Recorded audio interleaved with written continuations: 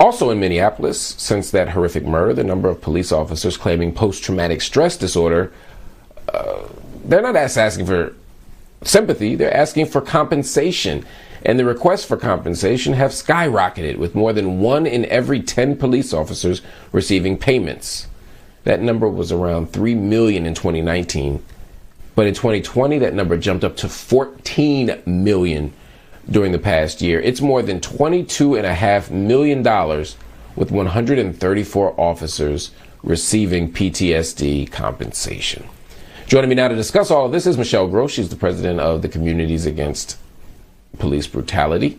I'm also joined by Jelani Hussein, the Minnesota Executive Director of CAIR, the Council on American Islamic Relations. Welcome to you both. Michelle, I'm going to start with you. Why the huge spike in numbers of police officers claiming PTSD compensation for the last 2 years? You know, that's a great question, given that, we were the people that experienced getting shot with, projectiles and tear gassed and so forth.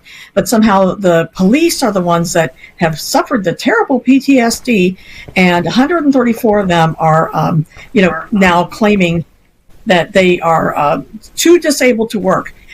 Part of the issue is that our state passed a new law a year ago or so that made it easier for officers to claim PTSD.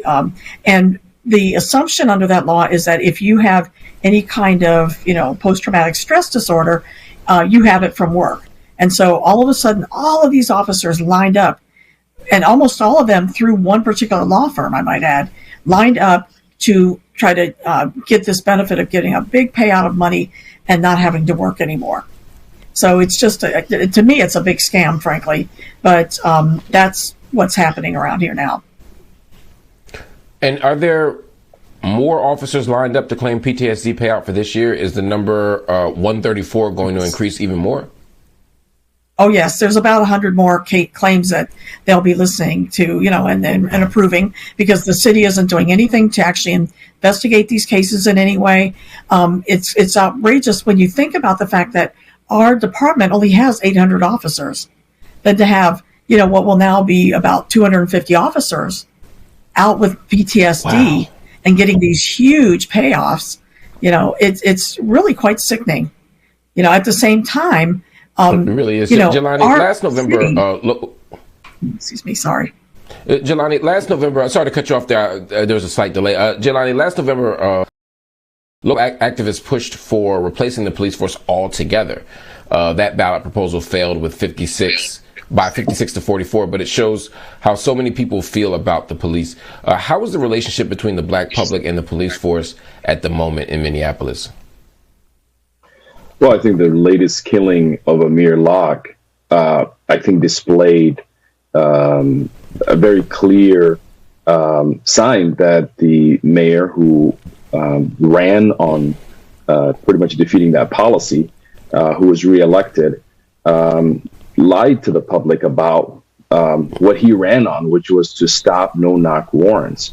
And we found out now that no-knock warrants were executed, and the one fatally killing young Amir Locke in his as he was woken up from his sleep, and we still don't have any answers. So I think many black residents in Minneapolis and the surrounding cities are waking up to a norm, sadly, that promises are made during the election process, and even those who have a large support from the black community continue to misrepresent what they're going to do.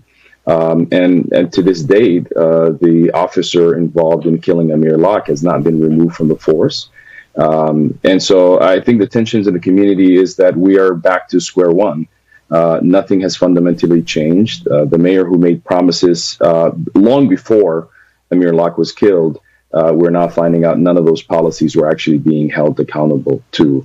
And since then, we haven't really had any response. So I'm speaking to what Michelle has and you have been talking about earlier. The city of Minneapolis continues to give more money to the police, and it continues to put us in this position where really the community are asking for changes, and those changes are not coming. So what do we do now? You know, Jelani, I'm trying to understand. You know, we live in a world where people are getting beat down by police, where we're getting harmed in every way imaginable.